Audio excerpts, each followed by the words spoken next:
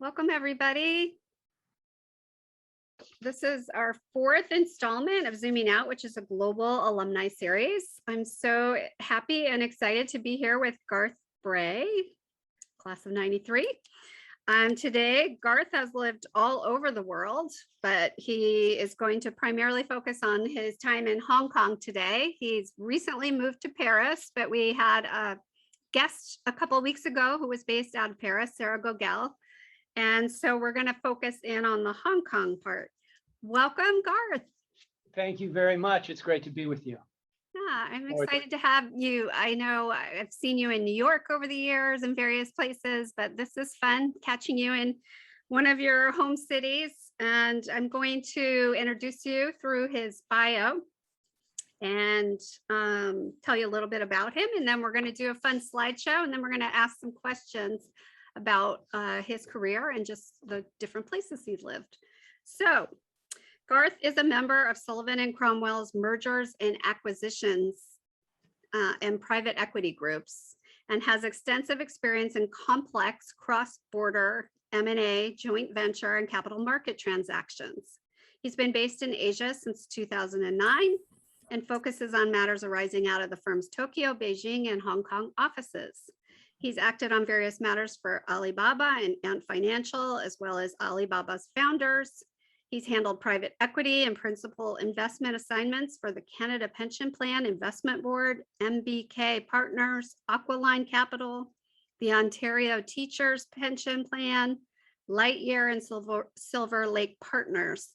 He's acted as an M&A advisor to Philips Electronics, including in the sale of semiconductors business, NXP, to KKR and Silver Lake, the transfer of its computer monitor and flat screen television activities to TPV, the sale of its contract manufacturing unit to Jabil Circuit, and various other acquisitions, dispositions, and joint ventures.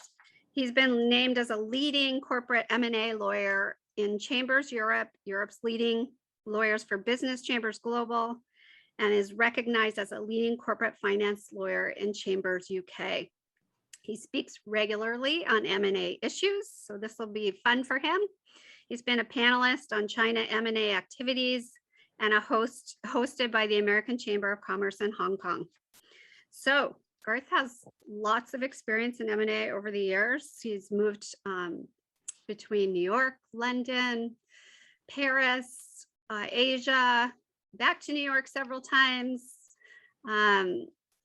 He is married to another grad, which is wonderful. And we've seen him at reunions and various things over the years. We're going to dive into his bio a little bit, which you can see here, and look at some of his favorite places in Hong Kong and just talk about that a little bit. Can we go to the next slide?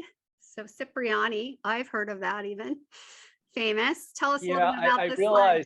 I realized in retrospect that maybe I went a little restaurant heavy with the slide, which maybe suggests that all I ever do other than work is eat in restaurants in Hong Kong. But Cipriani's it's a sort of a chain of restaurants, but in Hong Kong it's excellent. It's a sort of a funny old school Italian style place, but with a very Hong Kong kind of vibe right down the street from our office. So that was a regular place for family dinners as well as client meetings and things. Yeah, they probably knew you well. Can I have my table? I actually did. I had a semi-regular. It's the only place I think I've ever been where I had a kind of a regular table, which tells you how frequently I was there. Wonderful. Next up. Yeah, this is again in keeping with the same theme. I wasn't treated quite the same way here, but this is a great restaurant again, right in the vicinity, right in central Hong Kong, and in the vicinity of our office. Look at that beautiful food, so artsy. Yeah, it's a really good sort of Japanese inspired place. Really nice outdoor seating too. The problem with Hong Kong is that you have to pick your days to sit outside, because some days it can be so hot that it's not a lot of fun, but on a nice cool evening, that's a beautiful terrace to sit out on. How long were you in Hong Kong? I was in Hong Kong for a total of 6 years. Oh, okay. Wow. Yeah. Did you become an expert with eating with chopsticks and doing the local? Well, I started that. So I started that in Tokyo because my move to Asia, was supposed to be a kind of a 3-year stint in our Tokyo office. But as sometimes happens, one thing led to another, and Tokyo, 3 years in Tokyo led to 3 years in Beijing. Yeah. Which then led to 6 years in Hong Kong. So the Wow. chopstick techniques were picked up early on in the tour. So is Kova a pasticceria where you would stock up for a late night merger? Yes, that I hesitate. I mean, I shudder to think how much of their coffee I had over the years, but it kept late hours, and so when necessary, you could always zip down. It was literally in our building, and you could zip down and get a very strong espresso or two at any time of the day, pretty much. Are there Starbucks all over, just like? There are, yes. Starbucks has done very well in all of the 3 cities in Asia that I lived in. Perhaps best in Hong Kong, but they were everywhere in Tokyo as well as in Beijing too. What about Dunkin'? That's a good question. Not so much. No. No, I think I had understood that they were trying to make a push maybe into Tokyo. I think the last time I flew through Tokyo, I saw Dunkin' Donuts at the airport, but I'm not 100% sure of that. All right, next slide. You're home. There you go. Yeah, I don't know. There's not a lot to say there. The glass boxes look like we sort of trap people in there.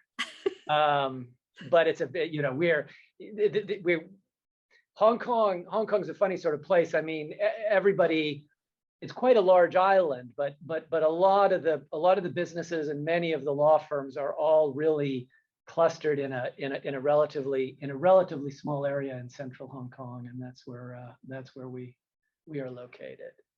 What was it called? It's in central Hong Kong. Central Hong Kong. Just in a relatively generic office building, but right in central. Oh, these are fun. Yeah, I don't know that, this is embarrassing. I don't know that I took the tram the entire time I was there. I took the tram in Hong Kong as a tourist when I visited Hong Kong before. I'm not sure that I ever took, but that's the famous tram that runs from central Hong Kong all the way up to the top of the peak, where there are, as you can tell from that picture, pretty spectacular views. It looks amazing. Yeah, no, it's a really great city. It was a wonderful place to be. What's on the lower right? Just candies? The lower right is, I think, an array of dim sum, which is really excellent in Hong Kong. There are some fabulous restaurants serving great dim sum. Beautiful. Love the presentation. Yeah. And there you go. That would be from up at the top of the peak, looking out over the area I was describing, which is central Hong Kong, and then across the harbor to the Kowloon side. It's really gorgeous. Yeah, no, it's nice. Yeah. Nice. Is that beautiful? Right. Here we go.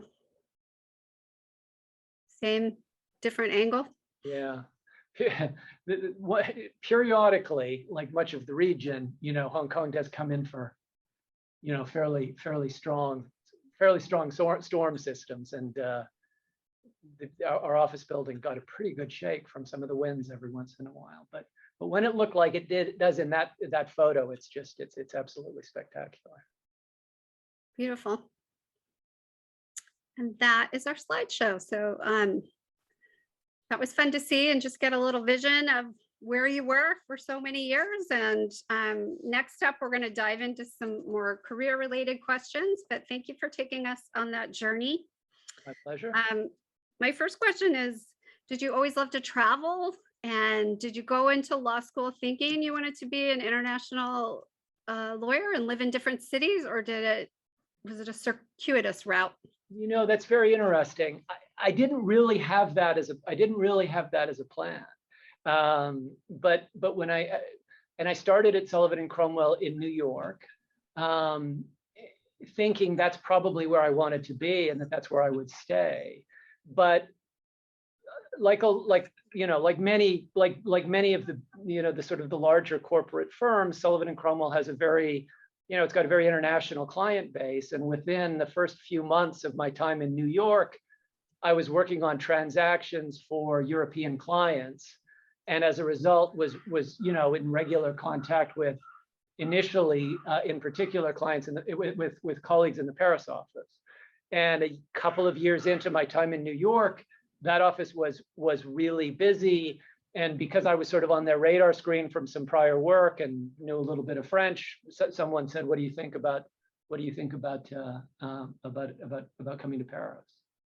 And it was, that was a wonderful experience, and it sort of opened. That was the point when I kind of realized that the international side of the practice was particularly appealing to me. But it wasn't a sort of a preconceived plan that I had when I started.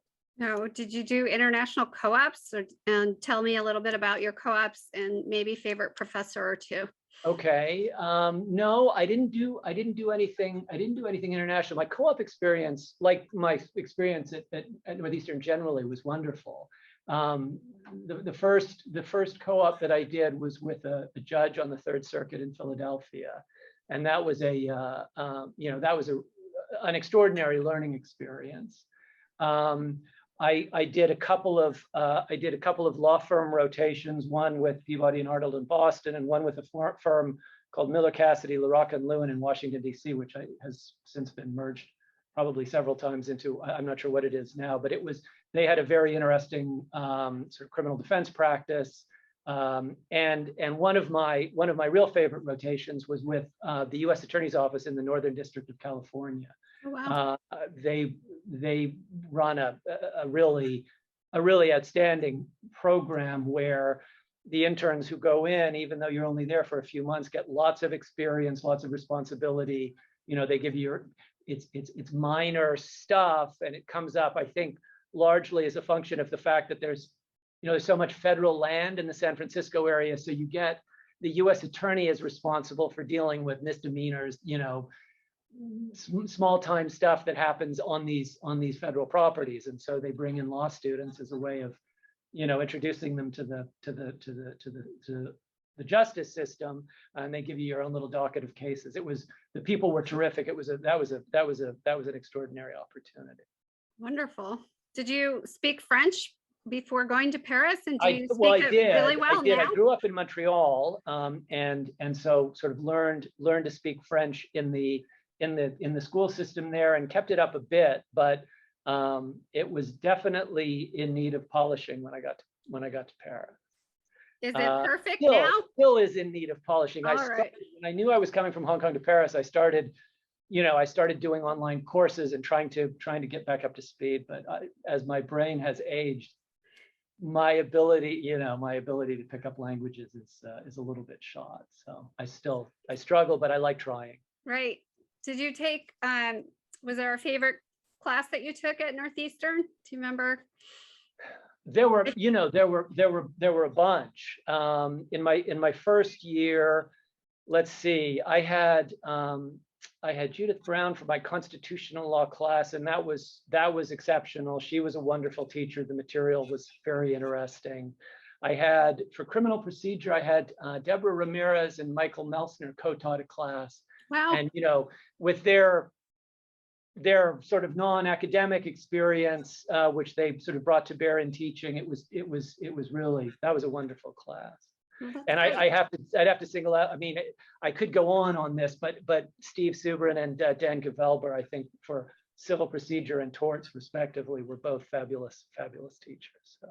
Well, we'll share that with all of them. I'm in touch with most of them. Judy's still really involved in the school and started the Brown Forum this year, which you may have seen, but yes, she'll be excited.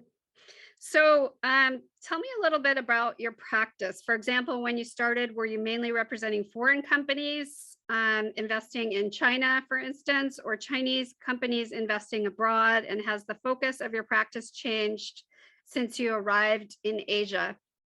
It's always been a mix, and if I were going to give a really technical answer, it varies a little bit depending on whether you're talking about Tokyo versus Beijing versus Hong Kong.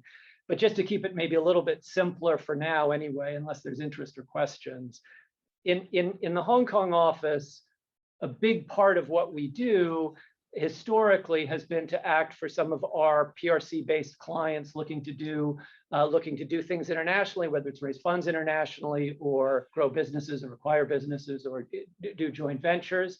But similarly, we also help our clients from other parts of the world who are looking to develop their operations in China, looking to partner with Chinese companies and so on. And so it's always been a little bit of both. I don't know. I mean, I suppose one, if you really wanted to, you could sort of specialize in one direction. I always found it interesting to be, doing, whatever the mix of clients really needed at the time. And it seems to me the broader the practice you have, the more useful you can be, because you can sort of help people with the very specific issues they're worried about, but you have a sort of a broader set of a broader kind of a perspective that you can bring to bear for them. So anyway, it was inbound, it was outbound, it was joint ventures, it was a little bit of everything. Wow. And it changes over time. As people may know, it's become much more difficult for Chinese companies looking to go overseas. There are international relationship issues, there are national security issues, that sort of obstacles that both sides have been erecting. So it's become increasingly complicated to execute transactions. Not impossible, but complicated. That kind of leads me to my next question, which is, are there unique legal or cultural aspects to doing large M&A transactions in China or Asia, or with China and Asian companies? It's an excellent question. And I think the answer has to be yes to some extent, in the sense that the way that people do business and the way people approach negotiations and communicate and so on varies, country to country, culture to culture, language to language. So there are always nuances and differences. But I suppose what I'd say, and I'm not, there are plenty of people who have been involved in China for a much longer period than I have. So I hesitate to sort of position myself as an expert on this. But even in my time being involved with China, it's been on this incredible kind of learning curve since it began to open up. And so in the early days, when Chinese clients were approaching M&A projects, it was often the case that you were working with people who were doing their first or their second or their third deal, not their 10th or their 20th or their 50th deal. And so there was definitely a different approach as a result of the need to kind of bring people along and help them understand the deal structures and the contracts and why people do things this way or that way. But as I say, the learning curve, I mean, the change over time has been extraordinary. And because of the activity levels and the sophistication, I mean, it's a completely different sort of a setting now than it was say 10 years ago, when people are very sophisticated about transactions, and some of the most complicated things that we see are coming out of that that market in terms of structuring and financing deals. So it's definitely not static. If you were to describe a skill set that makes an excellent M&A attorney, what are some of the strengths that you think you should possess? One should possess. Wow. Just because we have a fair amount of students on here, so I wanted them to hear kind of. So, this may sound trite. It is actually important. Your stamina is important. These are, I'm sure people, have spoken to you in this context before about it, the number of consecutive all-nighters that junior lawyers sometimes are asked to do. There's a level of, I don't know what it is, some combination of interest and commitment and energy that is kind of a necessary prerequisite, because it's a pretty demanding line of work. But beyond that, it's interesting when you're running a complicated international deal. There are lots of areas that can get very technical and very specific and way down into the weeds. It can be tax issues, it can be regulatory issues, it can be, a whole host of things. What you need to do as an M&A lawyer running the deal, though, is be maybe mile wide and inch deep. In other words, you have to cover the whole thing, and you have to make sure that your experts in the different practice areas are focused on the right things, and you need to coordinate and drive and negotiate. But you also have to be comfortable working in a team environment and allocating responsibility and relying on your teammates to get it to the finish line. It's almost like having finals week over and over and over. Well, in your life, it's not that bad because the thing is, it's not as if there is an ordinary day. So yeah, there are phases of transactions, and there are points when people are just having preliminary, could this work, kind of trial balloon conversations, and that's at a high level. And those are important because if there's a misstep or a misunderstanding or a structural flaw at that stage, it can be very bad. But it's not the kind of intense, high pressure negotiation against a deadline, document the deal against a deadline, that is also part of it. So it ebbs and flows, and I don't want to create the impression, because it would be wrong, that you have to come into this line of work expecting to work 20 hours a day, 7 days a week. It's just not that way. And I think one of the nice changes since I started doing this is that firms are really, it will always be demanding, because that's kind of the nature of these things, and the clients have certain deadlines and expectations, but firms have become much better, I think, about the way that the way that lawyers are treated, about the expectations, about making sure that if someone's had consecutive all-nighters and got to the finish line on a particular deal, they get a chance to catch their breath before the next one comes along. And so that's on. good So to hear. I think we're better than we maybe once were on that front, but it's still. Glad to hear it. I have a question. I believe one of our very savvy professors posed this for me to ask you. How have trade and geopolitical tensions between the US and China under the Trump administration and continuing now under the Biden administration impacted the investment climate and your own legal practice in Asia? They've had a major effect.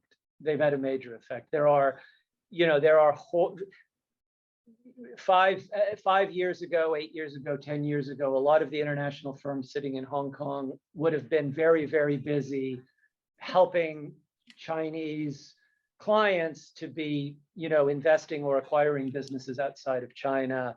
The gradual ratcheting up of the sort of national security review process in the US has made that increasingly difficult. There are similar regimes now around Europe. China is putting up its own sort of regulatory review framework, so everybody's guard is very high, and as a result the level of activity is quite a bit lower than it once was. So it's definitely had a very significant impact. Wonderful. One of our professors, Sonia Rowland, just said she's happy to see some of her students in this meeting, which is great to see. What is the impact of Brexit on M&A in Europe? Well, it's the impact. One of the consequences, and this is not intended to be an evasion, because I can come back to the question, but it's changed the way M&A advisors are organized. When I was in London 15 years ago, London was the hub. Paris and Frankfurt and Amsterdam were all important financial centers, but London was the hub. London was where M&A advisors were based, and so on. Because of changes associated with Brexit, the number of financial advisors based here in Paris with me has increased significantly. It's made it, it's made it much more of a European advisory center as opposed to really more of a French advisory center. And so for me, being based in Paris, that's a positive. In terms of activity, to come back to the main part of the question, though, I think it's definitely had an impact on potential transactions involving parties based in the UK, particularly if there is uncertainty about their ability to operate in Europe because of the change. But for transactions within the rest of Europe, ex the UK, I think it's, the activity levels are still pretty high. There's still lots going on here. So. Great. Do you think we've reached peak consolidation of tech firms? Will the next wave involve breaking up tech giants? And what are the greatest cultural differences that you notice about things like work ethic, work standards, etc.? So that's a lot of questions. Let me take the last one first. Okay. It's people when I'm talking, particularly when I'm talking to students who are thinking about this sort of line of work, people are very interested in whether the practice is managed differently depending on the sort of the local work and legal culture. And I think clearly there are some differences, but they're not as significant as you might think. If you're working on projects that are very significant to a particular client and they want to get it done as quickly as possible, the outside advisors are going to be working in the same way no matter where they're sitting. Do you know what I mean? It's more a fact. It's a fact of life that stems from the nature of the work and the nature of the client's expectations, not really, and these days people work and contribute to deals from everywhere. That was very clear during the peak of the sort of COVID related restrictions. We'd be on calls talking about projects, and we'd have people participating from pretty much every corner of the planet, one way or another. Were you work from home? Not in Hong Kong, not for very long. No. Just because, funnily enough, even though Hong Kong was very close to sort of, where to Wuhan and the initial cases, the numbers, the case experience in Hong Kong was always quite low because, having been through SARS and so on in prior years, there was, as soon as there were health concerns, people were wearing masks in Hong Kong without having been told to wear masks, and then subsequently there were very significant travel restrictions and so on. So it sort of isolated itself as a way of keeping the case numbers down. But so weirdly, even though you might have thought we were sort of right in the middle of it for a while, apart from the fact that travel, which is a very important thing for Hong Kong, because Hong Kong is a hub, it's a springing off point for China, for Southeast Asia, et cetera.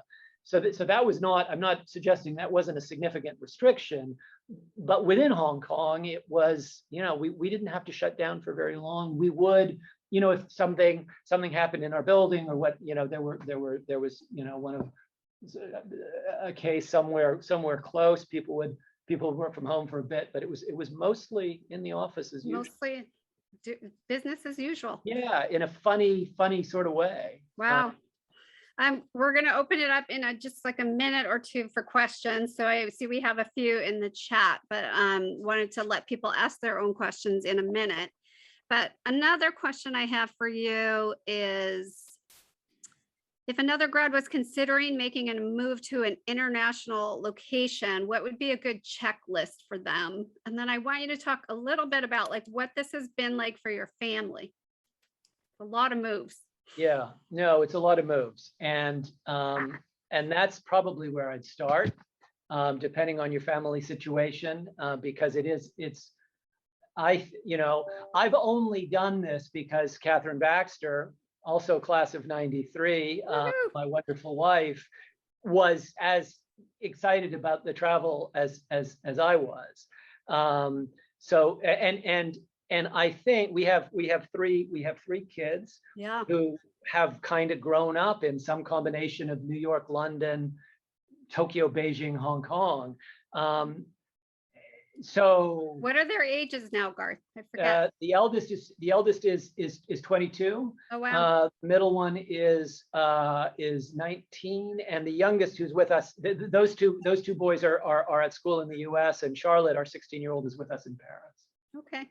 So I think they would say, and I would say this, but I think they would say that it's been a great experience, but it's had its ups and downs, and Charlotte is very excited to be in Paris, but misses her friends in Hong Kong, and so it's not. It's the family has to really be on board. The other thing I guess I'd say, which is answering the question from a totally different perspective, is what exactly is the opportunity and the role that you're going to play? Because here, in each of the offices that I've been, I didn't practice Japanese law in Tokyo. I didn't practice Chinese law in Beijing or in Hong Kong, and I'm not practicing French law here. So I'm working with colleagues who do, and I'm trying to figure out how best to support them and help the office. But it's not always obvious how you're going to fit in. And so if you're coming over to Paris, for example, and your intent is to become a qualified French law practitioner, that's one thing.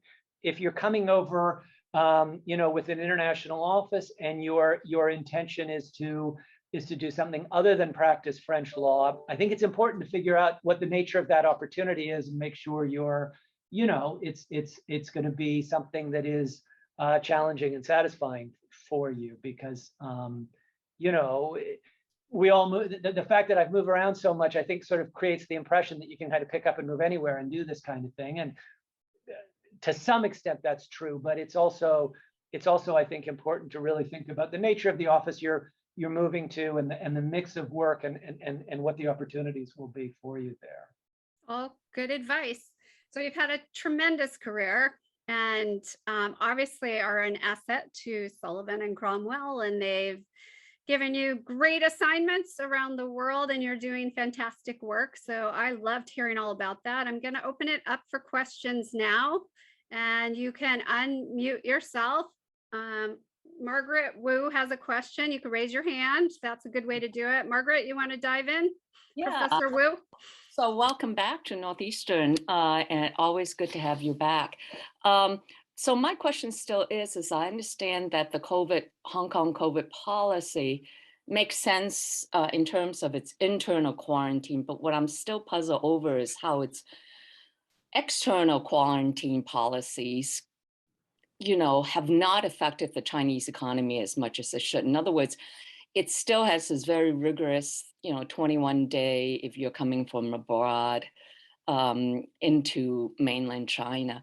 And in my mind, that seems to really, prohibit any kind of true trade negotiations and exchange. And the US and Europe has, found the need to drop those policies, but China hasn't. So I'm just trying to figure out what the Chinese have done right. It's an excellent question, Margaret. It's nice to see you again, too, by the way. And by the way, I'm so sorry.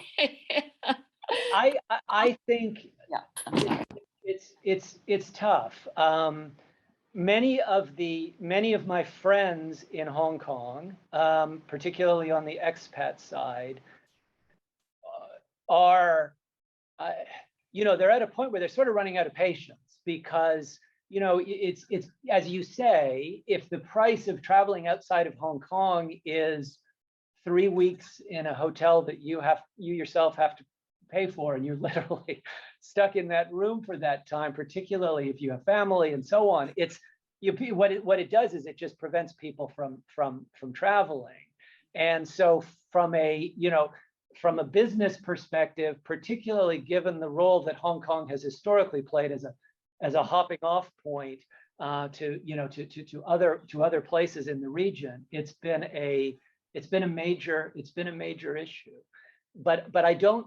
My sense is that there's not any real likelihood that things are going to be eased or changed, certainly before, at the earliest, the Winter Olympics coming up in Beijing. I think they want to prevent any kind of significant outbreaks to try to maximize the possibility that that'll be a successful event. And then maybe, I don't know, there are certainly other countries in the region, as you know, are beginning to say that this pursuit of sort of zero cases doesn't make any sense. We have to figure out how to live with this and manage it without closing ourselves off quite so significantly. So I think Hong Kong, if things are loosening in a place like Singapore and so on, I think Hong Kong will begin to feel quite a bit of pressure to adapt. Does anyone else have a question? Thank you, Margaret. You could unmute too if you're not familiar with the hand raising. By the way, just Garth, say hello to Chris Austin for me at Sullivan. So We'll do. I see we have a question. Jeffrey Rabinovitz. Hi. I was going to ask what the typical 9 to 5 looks like, but I guess I should ask what the typical 7 to 12 looks like. Is your day usually similar stuff, or is there a lot of variety day to day? It's a great question. It really varies. So if you sort of think about the role, part of what you're doing is trying to attract the work and put yourself out there and meet people. That's kind of the fun part in a way. And so particularly for me, since I've just landed back in Paris, I'm putting on the pounds as quickly as I can by running around Paris, dining with clients and potential clients and meeting people. So that's not necessarily typical, but that sort of thing does need to be part of your regime as a practicing attorney. But you're probably asking more about sort of getting the work done. And again, I think it depends a lot on where you are in the process of a particular deal. There's a sort of some things happen very quickly. Some things are the product of weeks and weeks of parties kind of feeling each other out and exploring whether something might work. And so there's a lot in that context. Your day might involve a whole lot of kind of high level brainstorming and coming up with ideas and suggestions and creative structures to help make something work, to help address problems that have prevented it from working. And then at a certain point, typically, when there's a more or less a meeting of the minds, things kind of click into a different gear. And that's probably, Jeffrey, where your 7 to 10 hours start kicking in, because that's where people are taking initial drafts and basically committing to be available more or less around the clock until you get a signature on an agreement. So it really depends. It depends on where, largely on where you are in the particular process of getting a transaction agreed.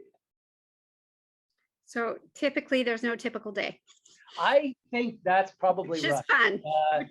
There's certainly no typical day if you keep changing cities, every. Right.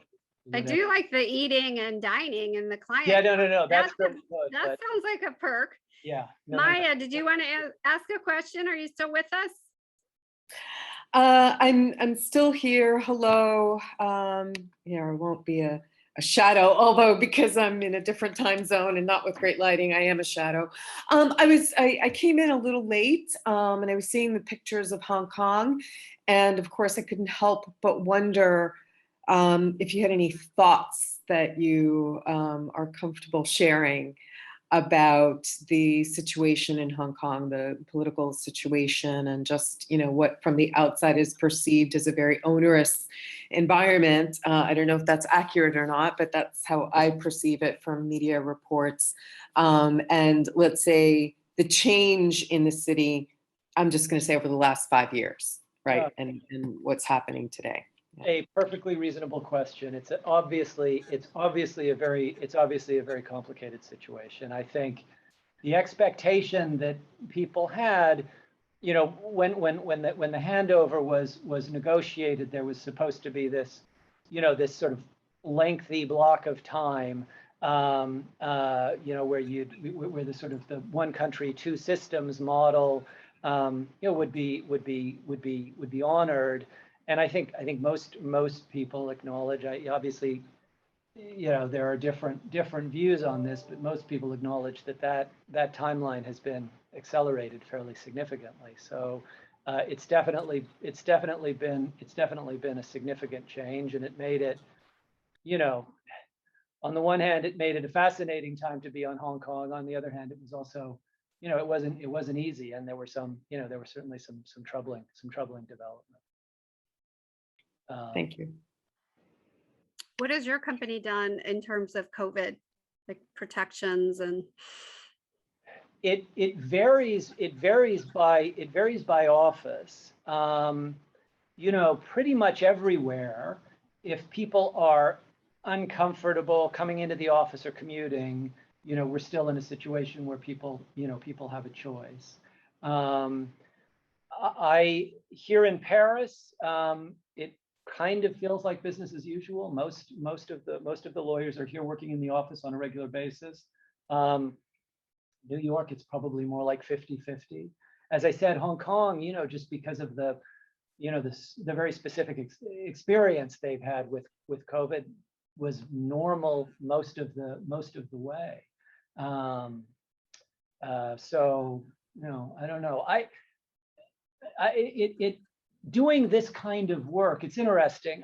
There are definitely, there are presumably some employers who are at a point where they've decided that people can work from home, and that model is going to work quite successfully for them, and so why bother maintaining a big office? Right. I think the practice of law is a little bit different in the sense that I get an enormous amount out of having ready access to colleagues. There are just so many quirky things that come up, or so many situations where either I don't know enough, or I'm not 100% confident in my judgment about something, and the ability to walk around the corner and pop your head into someone's office and talk it through is just enormously beneficial. And you can obviously do that over the phone, but I don't know. To me, and maybe it's just because I'm sort of a fuddy-duddy, I don't know that information gets transmitted, shared in the same way when people aren't sharing space together. So I sort of like having having things be kind of back to normal. But fun to feed off each other. Exactly. Absolutely. Yeah. Does anybody else have a question they would like to ask Garth? Beverly Grady. Hi, I actually have two questions. My first question is, what would be your advice for someone who wants to eventually work abroad, such as starting jobs or co-op experiences? And then my second question would be just how the cultural differences in all the countries impacted your working. So on the first one, thank you very much, by the way, for the questions. I think, and I don't know if this is just a function of my own experience, but I chose co-ops. I didn't go into this, thinking I'm gonna end up in Paris or London. And I think, what you want to do is you want to try to find co-ops that you're interested in and that are challenging and rewarding, and build on that, as opposed to looking for something simply because there's an international connection. in my experience and my sense from my firm and other firms that I'm familiar with, if you find your way into an organization, a law firm, or whatever it may be, that has an international network, and you're you're in the door, whether it's in Boston or New York or wherever, and you're interested in pursuing an international path, people are going to be open to that.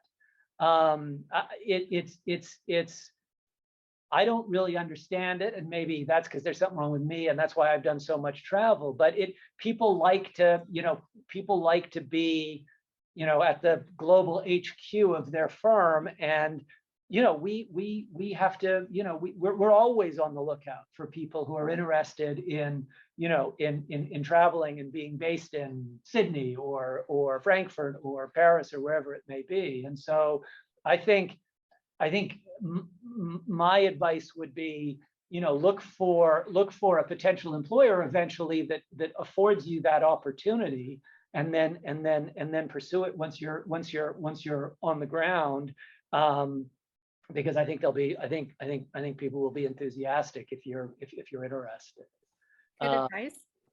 So, and then on cultural differences, I don't know. To me, that's part of what makes it interesting, being in these different places. There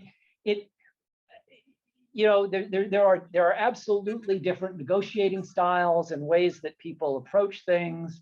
And you definitely need to educate yourself on protocols and so on before you dive into working in a particular jurisdiction. But it's to me, it's sort of fascinating, and to me it makes the international aspect of the work particularly rewarding. Great questions. Do you have a favorite city, Garth? Oh boy. Did you know I was going to ask that? Well, I love Paris.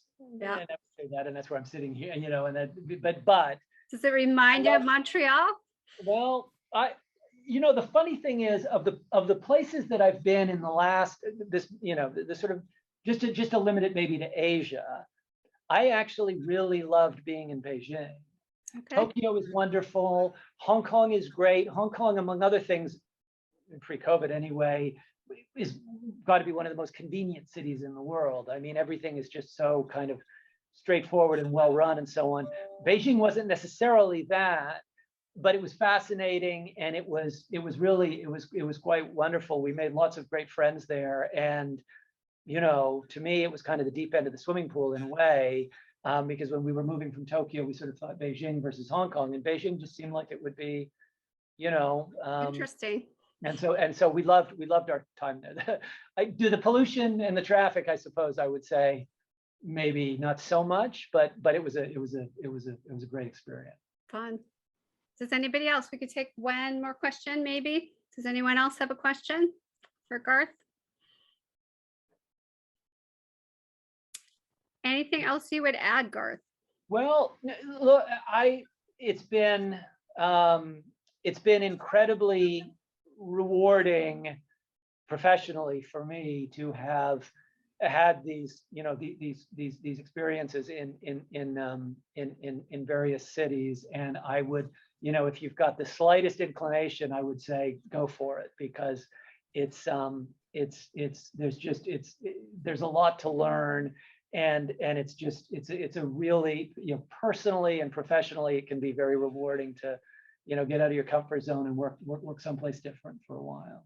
And I guess the only other thing I'd say is, if anyone thinks of a question afterwards or wants to have a one-on-one chat or whatever, just reach out. I think the firm website has my email address and phone number, and don't hesitate. I'm always happy to try to share a little bit of perspective. I personally have been following your career for years, watching you country hop and see where you've landed, and they're all great situations and areas, and your alma mater is really proud of the work you're doing, and I hope you give Catherine a big hello from me as well. She's got to be a terrific supporter and part of your life, but you've done really, really terrific work, and it's fun to follow it, and I'm so appreciative of you making time for our school today, your law school, and just been a pleasure talking with you. Well, you're very kind, and it's been absolutely my pleasure. Thank you. Thanks for making time for us, and we will be in touch. Thank you, Excellent. Garth. Thanks. Yeah. Bye, everyone. Take care, okay? Thank you. You too.